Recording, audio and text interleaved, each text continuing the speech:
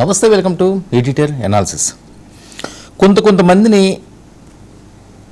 కొన్ని అంశాల్లో ఎప్పటికీ కూడా మర్చిపోలేం. ఎందుకంటే చాలా హృదయాలతో వాళ్ళు ముడిపడి ఉంటాయి, వాళ్ళ అభిమానాలు కానీ ఆప్యాయతలు కానీ. మనం కూడా పరిచయమైన ఈ దైనందిక జీవితంలో చిన్నప్పటి నుంచి వివిధ రకాలుగా రూపాంతరం చెందుతుంటాం. ఊహ తెలియనప్పుడు బాల్యం, ఊహ తెలిసిన తర్వాత school age, next college age, తర్వాత ఇంకా బెటర్గా అప్పర్ స్టడీస్కి వెళ్ళినప్పుడు, ఆ తర్వాత ప్రతి జర్నీలోని కూడా ఎంతోమంది కలుస్తుంటారు, వెళ్ళిపోతుంటారు. కానీ కొంతమందిని మాత్రం మన స్కూల్ డేస్లో ఉన్న వాళ్ళని కూడా మర్చిపోలేము. ఎందుకంటే వాళ్ళతో ఏర్పడిన బాండింగ్, అభిమానం, ఆప్యాయత, వాట్ ఎవర్ ఏదైనా కావచ్చు. కొన్ని ఏంటంటే మనసుకు హత్తుకునే అంశాలు ఉంటాయి. ఫ్రెండ్స్ విషయంలోనే, బంధువుల్లో కూడా కొంతమందితోటే చాలా ఆప్యాయంగా అభిమానంగా మనం ఉంటుంటాం. అందరితోటి కూడా ఉండలేం కదా. బంధువులు అందరూ ఉంటే సరే, చిన్నమ్మ పెద్దమ్మ ఏదో అనుకుంటాం, కానీ కొంతమందితో మాత్రం చాలా క్లోజ్గా ఉంటాం. ఎందుకంటే వాళ్ళతో ఏర్పడిన అనుబంధం అలాంటిది, విడదీయరాని బంధం. అలాంటి బంధమే కొన్ని లక్షల మందికి ముద్రగడ పద్మనాభం గారితో ఏర్పడింది. ముద్ర ఖచ్చితంగా ఆయనైతే ఒక ముద్రే. ఆయన ముద్ర ఆయన వేసుకున్నారు. సరే, కోపం ఉండొచ్చు, వేరే రకం ఉండొచ్చు, వేరే రకంగా ఉండొచ్చు, కానీ అవినీతి ఆరోపణలు కానీ, ఏదో ఎవరన్నా మోసం చేద్దామని కానీ ఆ టైపు ఆయనకి ఎప్పుడు కూడా వినిపించలేదు, కనిపించలేదు కూడా. సరే, రాజకీయ పరంగా విభేదాలు ఉండొచ్చు, కొన్ని అంశాల్లో ఆయన హర్ట్ అయ్యి ఉండొచ్చు, కొన్ని పరుషంగా ఆ లేఖల ద్వారా ఏవైనా మాట్లాడుండొచ్చు వ్రాతల పూర్వకంలోనే. అంతే తప్పించి ఎవరో ఏదో అన్నట్టుగా ఆయన ఉండే మనస్తత్వం కాదు. ఈనాటి వ్యక్తి కాదు ముద్రగడ పద్మనాభం గారు అంటే. ఒక కాపు సామాజిక వర్గానికి ఒక ఐకాన్గా ఉన్న వ్యక్తి. సో ముద్రగడ గారు, ఆయన గొంతు ఇప్పుడు మోగపోయింది. అయ్యా అండి, ఇది ఆయన మాటలండి. చిన్నవాళ్ళని కూడా, ఆయనకంటే చిన్న వయసు ఉన్న వాళ్ళని, వాళ్ళు కుమారుడి స్థాయి ఉన్న వాళ్ళని, లేదా అంతకంటే ఇంకా చిన్నవాళ్ళని కూడా బాగున్నారా అండి, అయ్యా బాగున్నారయ్యా, ఈ రకంగానే సంబోధించడం అన్నది ఈ కాలంలో చాలా తక్కువగా మనం చూస్తుంటాం. అందులో ముందు వరుసలో ఉండే వ్యక్తి ముద్రగడ పద్మనాభం గారు. ఆయన వ్యక్తిత్వం గురించి వేరే చెప్పాల్సిన అవసరం లేదు. ఆప్యాయత గురించి అసలు వేరే వాళ్ళని ఇంకా కంపేర్ చేయడానికి కూడా ఉండదు. అంత ఆప్యాయత, అంత ప్రేమ, అంత అనురాగం. ఆయన పిలిస్తే, లేకపోతే ఎవరైనా వాళ్ళ ఇంటికి వస్తున్నారని తెలిస్తే గుమ్మం ముందు నుంచి ఆహ్వానిస్తారండి. మనం ఎక్కడో రేరుగా చూస్తుంటాం ఆ క్యారెక్టర్ని. సో అంత గొప్పగా ఆయన గౌరవంగా బతికాడు, పౌరుషంగా బతికారు, ప్రేమగా బతికారు. ఇప్పుడు అందరినీ వదిలేసి ఆయన వెళ్ళిపోయారు. ఎందుకంటే గుండెలు పగిలేలా ఏడుస్తున్నారండి కాపు సమాజం. ఈరోజు ఎంత క్రౌడ్ వచ్చిందంటే అక్కడ, అది ఎక్కడెక్కడి నుంచి వచ్చారు. నిజంగా ఆయన బతుకుంటే వాళ్ళందరినీ చూసి ఏంటి, ఇంతమంది నన్ను ప్రేమిస్తున్నారా, ఇంతమంది నన్ను అభిమానిస్తున్నారా. నేను ముందుగా చెప్పినట్లుగా రాజకీయ అంశాలు ఉన్నప్పుడైతే అది కొద్దిగా డైవర్ట్ అవుతుంటుంది. ఆ పార్టీ వాళ్ళకి వీళ్ళు నచ్చదు, ఈ పార్టీ వాళ్ళకి వాళ్ళు నచ్చదు. పవన్ కళ్యాణ్ గారు ఆప్యాయంగా ఆయనకి, సరే పవన్ కళ్యాణ్ గారు అయితే ఏ రోజు ఆయన విమర్శించిన సందర్భాలు లేవు. పెద్ద ఆయన అంతే. పెద్దవాళ్ళు అంటే అవన్నీ మనం పట్టించుకోకూడదు కదా. పిల్లలు పెద్దవాళ్ళు ఎవరన్నా మన తల్లిదండ్రులు అన్నారండి, మన తాతలు అన్నారండి. సరే ఒక మాట అంటే ఏమున్నదిలే అంటే పోయేదే. నువ్వు అంటావా, నీ వయసు ఎంత, నువ్వు ముసలోడు అయిపోయావు, నువ్వు అంటే మేము ఊరుకుంటావా అంటే ఇంక అది మూర్ఖత్వం అవుతుంది. జ్ఞానం లేని మాటల్లో ఉంటాయి అవి, పెద్దవాళ్ళని ఇష్టం వచ్చినట్లుగా మాట్లాడతాయి. సో ముద్రగడ పద్మనాభం గారు మరణానికి ముందు ఇప్పుడు వైరల్ అవుతున్న అంశం ఏంటంటే, ఆయన ఎలా బతకాలో ఆయనే రాసుకున్నాడండి, ఎలా వెళ్ళాలో ఆయనే రాసుకున్నాడండి. చనిపోయిన తర్వాత తను ఏ రకంగా ఉండాలి అన్నది, ఏ రకంగా తన కుటుంబ సభ్యులు ఉన్నది అన్నది వీలునామా రాసుకుని మరీ మరణించిన వ్యక్తుల్లో ముద్రగడ పద్మనాభం. వీలునామా అంటే ఎవరైనా ఆస్తులు అవి ఇవి రాస్తుంటారు, కానీ అన్నిటికీ కూడా అతీతంగా ఆయన ఎలా ఉండాలో అలాగే ఉన్నాడు చివరి వరకు కూడా. అది చాలా తక్కువ మందికి ఉండే ఛాన్స్ అది. అంటే చాలా తక్కువ మంది అలాగ ఆలోచిస్తారు అండి. ఛాన్స్ మీన్స్ ఎవరు అలా ఉంటారండి. తమకు నచ్చినట్లుగా ఉండాలంటే కొన్ని సందర్భాల్లో మనకి ఇష్టం లేకపోయినా కొన్ని పనులు చేయాలి. కొన్ని సందర్భాల్లో మనకు నచ్చకపోయినా అడుగులు వేయాలి. కొన్ని సందర్భాల్లో బుద్ధురా బాబు అసలు మనం అటువైపు చూడకూడదన్నా చూడాల్సి వస్తుంది. కానీ ఆయన ఏదనుకున్నాడో శిలాశాసనంలాగా అవే వీలునామాలో రాసుకున్నాడు. ఒకటి, మరణానికి ముందే ముద్రగడ గారు వీలునామా అంటూ పెద్ద ఎత్తున జరుగుతున్న ప్రచారం. పార్థివ దేహాన్ని దహనం చేయకుండా ఖననం చేయాలి. ఎందుకంటే కిర్లంపూడి ఆయన సామ్రాజ్యం అంటే బంగళాలు కాకపోయినా ఆయన అక్కడ టీవీగా బతికాడు. మున్సిబు గారు మనవల్లాగా, మున్సిబు గారు ఉడుకులాగా, లేకపోతే ఆయన ఎమ్మెల్యేగా, మంత్రిగా. ఆ కిర్లంపూడి అంటే ఆయనకి ప్రాణం. కిర్లంపూడి ఆ ప్రాంతం అంటే ఆ మట్టి అంటే ఆయన ఊపిరిలా చూసుకున్నాడు. అందుకనే ఆయన్ని ఖననం చేయమన్నాడు. ఎందుకంటే తను నడయాడిన ఆ మట్టిలో నేను కలిసిపోవాలి, బూడిదైపోకూడదు అని. సో అది సాంప్రదాయమా కాదా ఇవన్నీ కూడా తర్వాత ఎవరిష్టం వాళ్ళదండి, ఎవరి జీవితం వాళ్ళది. ఆయన అదే కోరుకున్నాడు. ఆ మట్టిలో శాశ్వతంగా ఆయన ఉండాలి, ఆ మట్టిలోనే కలిసిపోవాలి. చూడండి ఆయన ఆలోచన తీరు. అంటే తను లేకపోయినా ఆ మట్టిలో తను ఉండాలి. అది అతని స్వార్జితం, తన సొంతం, తను నడయాడిన ప్రాంతం ఇది కదా. ఎవరు మన చచ్చిపోయికి ఏమున్నదిలే, ఎవరేం చేసుకుంటారో చేసుకోండి, మనకేట్లే, మనం చూస్తామా చేస్తామా అనే వితండ బాధలు ఉంటారు. కానీ అలా అనుకోలేదు. బతికినా చచ్చిపోయినా అలాగే ఉండాలి.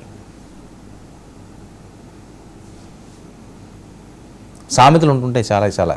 వాళ్ళు ఆ చచ్చినా ఒకటే, బతికినా అంతే, అదే అదే అని. సో అలాంటి ఆలోచనలు కలగా వ్యక్తి సాధించుకుంటాడండి. ఆయన సాధించుకుంటాడు. ఆలోచన ఏంటి? ఆయన ఎవరితో మాట్లాడకూడదంటే ఇంకా ఆ సరౌండింగ్స్కి రానివ్వరు. ఆయనకి ఎవరైనా నచ్చకపోతే ఇంక అక్కడితో వదిలేస్తాడు. ఆయన కావాలనుకుంటే ఆప్యాయంగా వెళ్ళి పలకరిస్తాడు. సో నెక్స్ట్ ఏంటి? ముద్రగడ అలా కోరుకున్నారట. భార్య సతీమణి బొట్టు గాజులు తీసేయకూడదని, తెల్ల చీర ధరించకూడదని ఆయన కోరుకున్నారట. ఆయన రాసుకున్నవన్నీ కూడా వీలునామాలు పెద్ద ఎత్తున వైరల్ అవుతున్న అంశాలు. ఎందుకంటే తన భార్య భర్త లేడని చెప్పి తన సౌభాగ్యం అంతా ఏదో పోయింది అనే విధంగా ఉండకూడదు. బొట్టు పెట్టుకో, మీకు నచ్చిన చీరలు కట్టుకోండి, తెల్ల చీర వద్దు. సాంప్రదాయాలు ఇవన్నీ ఓకే, ఎవరు సాంప్రదాయాలు వాళ్ళకు ఉండొచ్చు కాక. కానీ ఆయన ఏంటి సుమంగిల్లా ఉండాలండి. తన భార్య నేను పోయిన తర్వాత కూడా సుమంగల్లా ఉండాలి అని కోరుకునే భర్తలు ఎంతమంది ఉంటారు ఈ కాలంలోనే? అంటే చాలా రేర్గా వింటుంటాం ఇది. ఇప్పటి వరకు కూడా ముద్రగడ పద్మనాభం గారివి ఎన్నో ఎన్నో ఎన్నో ఎన్నో కథనాలు మనం విన్నాం, ఎన్నో ఎన్నో మనం చూసాం, ఎన్నో ఎన్నో కథల కింద చెప్పుకున్నారు. కానీ ఇప్పుడు చనిపోయిన తర్వాత కూడా ఆయన ఆలోచన, ఆయన ముందు చూపు, ఎవరు ఎలా ఉండాలి అని కూడా ఆయన రాసుకున్నాడు. అంటే నిజంగా ఆయన జీవితానికి ఆయనే పెద్ద రచయిత. ఇందులో ఎటువంటి అనుమానం అవసరం లేదు. ఆయన జీవితానికే రచయిత. ఎవరైనా ఆ పుస్తకానికి రచయిత అంటారు, కాదు. ఆయన జీవితాన్ని ఆయనే రాసుకున్నాడు. ఎలా ఉండాలి, ఎలా బతకాలి, ఎలా నడాలి, ఎలా చేయాలి, ఎటు వెళ్ళాలి, ఎటు వెళ్ళకూడదు. ఇప్పుడు మరణించిన తర్వాత కూడా తన కుటుంబ సభ్యులు ఏ రకంగా ఉండాలి అన్నది చాలా చాలా తక్కువగా వింటుంటాం మనం. తక్కువ ఏంటి, చాలామంది అసలు ఈ రకంగా ఎప్పుడు వినే పరిస్థితి ఉండదు. ఎప్పుడో రేరుగా జరుగుతుంటుందేమో. సుమంగల్లా తను చనిపోయిన తర్వాత కూడా భార్య ఉండాలనుకుంటే ఆ సౌభాగ్యం పోకూడదని. తను పోయినా సరే తన నుదుటి కుంకుమ పోకూడదు. తను పోయినా సరే ఆ గలగల్లాడే గాజుల శబ్దం పోకూడదు. ఎందుకంటే ఆ మట్టిలో ఆయన ఉన్నాడు. మీకు ఇక్కడ ఎందుకు చెప్తున్నానంటే, ఇది నేను దానికి దీనికి కంపేర్ చేసి ఎందుకు ఆయన కోరుకుంటున్నాడంటే, ఆయన ఎక్కడికి వెళ్ళిపోలేదు. కిర్లంపూడిలో అదే ఆయన నిర్మించుకున్న సౌధంలో ఆ మట్టిలో ముద్రగడ గారు సజీవంగా లేకపోయినా నిర్జీవంగా ఆ ప్రాంతాల్లో ఆయన సేద తీరుతున్నాడు. అలిసిపోయాడు ఆయన, అక్కడ విశ్రమిస్తున్నాడు. ఆయన ఎక్కడికో వెళ్ళిపోయలేదు. అందుకనే తన భార్యని సుమంగల్లా చూసుకుంటాడు ఆయన. ప్రతిరోజు ఆమె ఖచ్చితంగా అక్కడ ఎక్కడైతే ఆ సమాధి ఉన్నదో సమాధికి వెళ్తారో, వాళ్ళు పూలమాలలు వేస్తారు. ఆయనకి ఏ రకంగా కాఫీ ఇవ్వడానికి వెళ్తారో అదే ప్రతిరోజు ఆయన చూడడానికి ఆయన వెళ్ళొచ్చు. అందుకనే ఆయన ఏంటి, చనిపోయినా నేను వేరే లోకాలకు వెళ్ళిపోవట్లేదు, ఈ ప్రాంతంలోనే ఉన్నాను.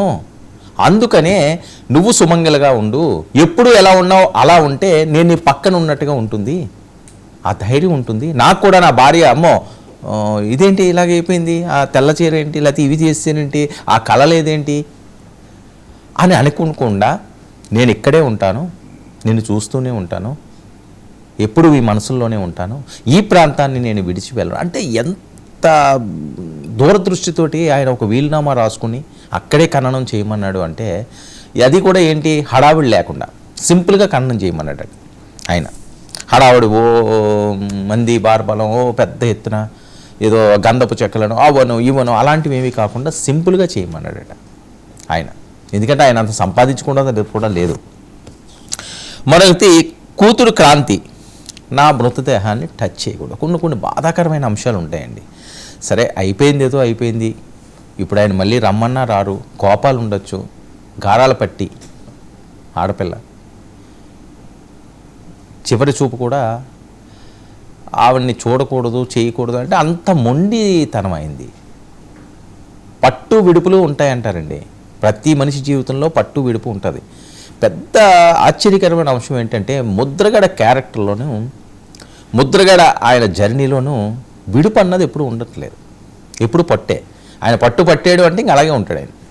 ఎంతమందినైనా విభేదిస్తాడు, ఏమన్నా చేయడానికి ఆయన వెళ్తాడు. కన్న కూతురును కూడా ఆ రకంగా రాసుకోవడం. ఆవిడ చూడండి, ఆవిడ కాంతి గారు ఎంత కన్నీరు మున్నీరుగా ఏడుస్తున్నాడు ఆవిడ. సరే ఇంకా చివరిసారి కదా కొన్ని వాటిని సరే మరి ఆయనకి నచ్చలేదని చెప్పి ఆయన ఆత్మ సంబంధించిన అంశం కాబట్టి ఆయనే రాసుకున్నాడు కాబట్టి ఆ రకంగా చెయ్యొచ్చు, వద్దు చూడనివ్వు అని. కానీ ఈరోజు చూస్తుంటే చాలామంది కన్నీళ్ళు పెట్టారు, చాలామంది కోపం ఉంది ఆయన పెట్టిన వీడియోలో ఉన్నాయి నచ్చపోనని. కానీ ఏదన్నా ఇంట్లో బిడ్డే కదా, ఏది శాశ్వతం ఈ రోజుల్లోని? కోపాలు తాపాలు ఇవన్నీ ఎక్కడ ఉంటాయి? ఒక రోజు ఉండొచ్చు, 2 రోజులు ఉండొచ్చు, ఉన్నంత వరకే కదా, మనుషులు ఉన్నంత వరకే. అన్నీ పోయిన తర్వాత చివరి చూపుగా నేను నా తండ్రిని చూసుకోలేకపోయాను, ఇంత మహాపాపం నేను చేశానా, ఇంత తప్పు చేశానా అని చెప్పి ఆవిడ ఆవేదన వ్యక్తం చేయడం. వాళ్ళు లేకపోతే వాళ్ళు పుట్టిన పిల్ల మనవరాలు అవనియండి, లేకపోతే ఇంకోరు అవనియండి, చూడండి ఆవిడ ఎంత ఆవేదన, ఎంత బరస్ట్ అవుతున్నదో ఆవిడ. సో ఇదొకటి విచారకరమైన అంశం. ఆయన ఆ పార్థివ దేహం దగ్గర ఇలా జరగకూడదు. మరొక అంశం ఏంటంటే జగన్మోహన్ రెడ్డి గారు పాడి పట్టుకున్నారు ఆయన. ఖచ్చితంగా ఇవన్నీ కూడా చాలా ఎమోషనల్స్ అంశాలు ఉన్నాయి ఈరోజు ఆయన. సో ముద్రగడ ఆదర్శ భావాలపై సర్వత్రా అందరూ హర్షాన్ని వ్యక్తం చేస్తున్నారు. చాలా గొప్పవాడేంటి గొప్పవాడు, ఇంక మన దాని గురించి పెద్దగా వేరే చర్చలు ఏం అవసరం లేదు ముద్రగడ గారి గురించి మాట్లాడుకోవడానికి. ఆయన ఒక పుస్తకం ఖచ్చితంగా. మరణాన్ని సైతం సందేశంగా మార్చిన నాయకుడు అండి. ఇంక ఆయన గురించి సింపుల్గా స్ట్రైట్గా చెప్పుకోవాలంటే మరణాన్ని సైతం ఒక సందేశంగా మార్చిన నాయకుడు. చివరి కోరికలుగా భార్యకు ముందే చెప్పిన ముద్రగడ, నా చివరి కోరికలు ఇలాగ ఉన్నాయి, నా పార్థివ దేహం ఇలా చేయండి, మీరు ఇలాగ ఉండండి, లేదా మీరు అది చేయండి ఇది చేయండి అని పంపకాలు పంచుతారు. కానీ ఆయన జీవితంలో ఆయన చనిపోయిన తర్వాత కూడా ఏ రకంగా ఎలా మలుచుకోవాలి, ఏం చేసుకోవాలన్నది రాసుకున్న ఉద్యమ నేత, ముద్రగడ అనే బ్రాండ్కి అంబాసిడర్గా విరాజిల్లిన నాయకుడు. సరే నేను చెప్తున్నాను కదా, కొన్ని వస్తుంటాయి. ప్రతి మనిషి జీవితంలో అన్ని అద్భుతాలే జరిగిపోతాయని ఎక్కడ ఉండవు. ఆటుపోట్లు తగులుతుంటాయి, దెబ్బలు తగులుతుంటాయి. బంగారం అన్న ఒక నగ తయారు చేయనండి ఎన్ని సమ్మిడి పోట్లు పడతారండి, మామూలుగా పోతారా? తర్వాతే కదా ఆ మణిహారానికి రంగులు దిద్ది అద్భుతంగా ఒక ఆభరణంగా తయారు చేయడం. సో ఈయన ఆటుపోట్లు తిన్నాడు, ఈయన ఇబ్బందులు పడ్డా ఎన్ని చేసినా తన ముద్రనైతే ఆయన చెరుపుకోలేదు. ఎప్పుడు కూడా తన ముద్రను అలాగే ఉంచుకోవడానికి ఆయన ప్రయత్నించాడు. చనిపోయిన తర్వాత కూడా ఆ రకంగానే ఉండమని చెప్పి ఆయన రాసుకున్న శాసనం అది. అంత్యక్రియల సమయంలో వైఎస్ఆర్సీపీ శ్రేణులు కొంతమంది సీఎం అన్నాడు. ఇవన్నీ కూడా కొద్దిగా ఇబ్బందికర అంశాలు. సరే ఉండొచ్చు, ఆయన సీఎంఏ, ఇప్పుడు మళ్ళీ కొత్తగా సీఎం ఏముంది, ఆయన సీఎం కాదా? ఒకప్పుడు సీఎం చేసిన ఆయనే కదా. సరే మళ్ళీ అయితే ఉండొచ్చు. ఇప్పుడు ఏంటిది రాజకీయంగా ఒకదానికి వెళ్తే ఇంకొకటి. సరే ఆయనకి ఏదో అధికార లాంఛనాలతో పవన్ కళ్యాణ్ గారు అవనియండి, చంద్రబాబు నాయుడు గారు అవనియండి, సరే ఎలాంటి విభేదాలు ఉన్నా లేకపోతే వేరే అంశాలు ఉన్నా అన్నీ పక్కన పెట్టేశారు. నేను చెప్పేది అదే, అన్నీ పక్కన పెట్టేయాలి. మనిషి లేనప్పుడు ఇంకా అతని గురించి ఇంకా వేరే కక్షలు ప్రతీకారాలు అవసరం లేదండి. మనుషులు ఉన్నప్పుడే అవసరం లేదనే కదా మేము కోరుకుంటేది. మనుషులు ఉన్నప్పుడు కూడా వద్దు. ఇంక మనుషులు లేనప్పుడు ఇంకేం సాధిస్తారు? వాటిని పట్టుకుని ఎంతవరకు లాగుతారు? సో ఆ టైంలో అది విమర్శలకి తావిచ్చింది.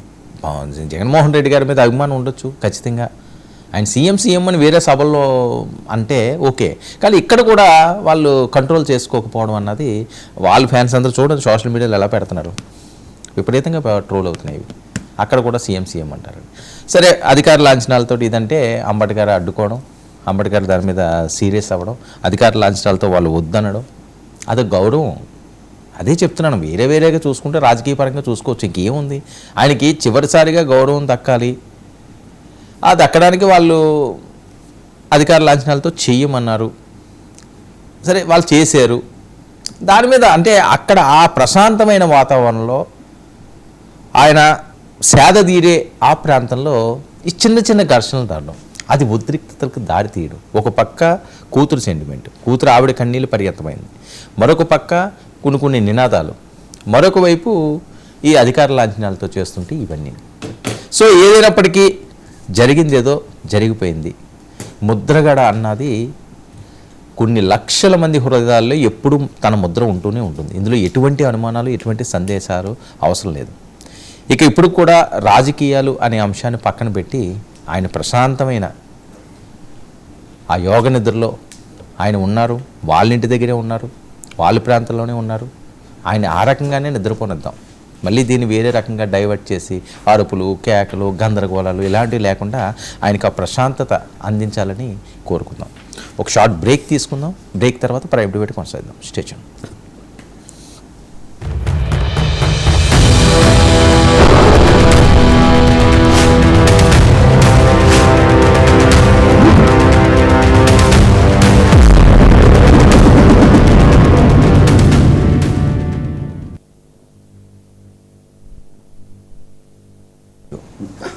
అందుకే నా బతుకు మీద ఆశ ఉంది కాబట్టి బయట ఉన్నా. అంటే ఏంటి, బాగుందా బాగుందా? నీ అద్భుతం నా వల్ల కాదు, నేను తట్టుకోను. అంటే అద్భుతం అంతే, అభిమానం ఎక్కువ చూపిస్తారండి. నీ అద్భుతం నేను దగ్గర రాలేను.